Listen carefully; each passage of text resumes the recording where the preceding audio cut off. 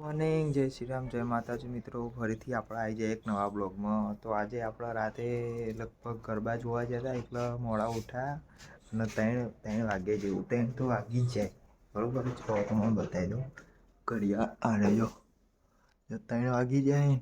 3 વાગી જાય તે રાતે ગરબા જોવો પ્રોગ્રામમાં ગયા હતા. પ્રોગ્રામનું શૂટિંગ કરવાનું રહી ગયું તો લેટ પહોંચ્યા હતા અમે 10-11 વાગ્યાના. એટલે મોડું થઈ ગયું હતું એટલે શૂટ કરવાનું ભૂલી ગયા હતા. વાંધો નહીં, આપણે આજે ફરીથી એક નવા પ્રોગ્રામમાં જવાનું છે.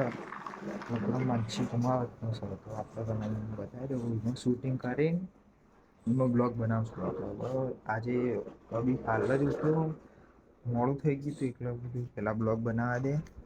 નાહવા ધોવાનું બાકી છે, બ્રશ કરવાનું બાકી છે. તો આપણે બ્રશ લઈ લઈએ. બહાર તો બહુ મોડું તડકો આવી ગયો અને આપણે એકલા તો આપણો બ્રશ લઈ લીધું. બ્રશ કરવા જઈએ બહાર તો છોકરા રમીએ 2 જણા.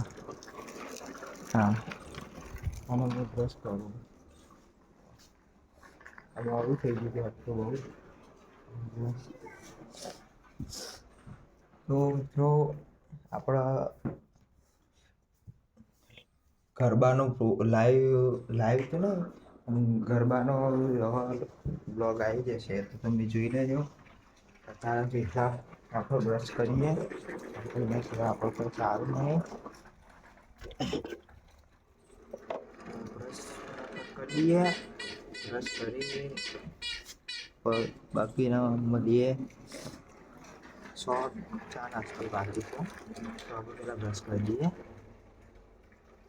બસ કરી અને નાહી ધોઈને આપણે કમ્પ્લીટ થઈ જઈએ. તો હવે આપણે હવે દારૂ ઉઠ્યો હવે એમ કહેવા આવો તો એ ચાલે. કારણ કે સવારે ઉઠીને નાહી ધોઈને ચા નાસ્તો બ્રશ કરીને આપણે ચા નાસ્તો કરીએ. પણ આપણે મારે જો મારે 5 વાગી ગયા તમે જોઈ શકો. 5 વાગી જાય મારા અને હવે ચા નાસ્તો તો સમજ્યા. હવે ડાયરેક્ટ ખાવા બેસીએ આપણે. તો ટીવી કરી ચાલુ તેનું સિગ્નલ બતાવે અને આપણે આવ્યું ખાવાનું બરાબર. તો ખાવાનું તૈયાર છે. પંખો કરી આપણે બેસી જઈએ ખાવા. તો ખાવાનું જોઈએ તો સેવ ટમેટાનું શાક છે.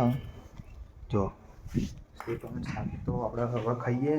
જો આપણે 5 વાગી જાય લગભગ 5 વાગે આપણે દાળો આપણો વહેલો સવારને તમારે સવાર 7-8 વાગે ઉઠો. અમુક 3-4 વાગે બપોરના ઉઠ્યો હોત તો પડી ગયા. હવે વધુ નહીં તો આપણે ચા નાસ્તો નહીં સોરી ખાઈ લઈએ. ખાઈ બહીને આપણો બ્લોગ આવ્યો અપલોડ કરી દઈએ એમાં બરાબર. ને કાલે આવી જશે નવો બ્લોગ. લગભગ ગરબામાં જવાનું થાય તો આપણે ગરબાનું ઉતારશું.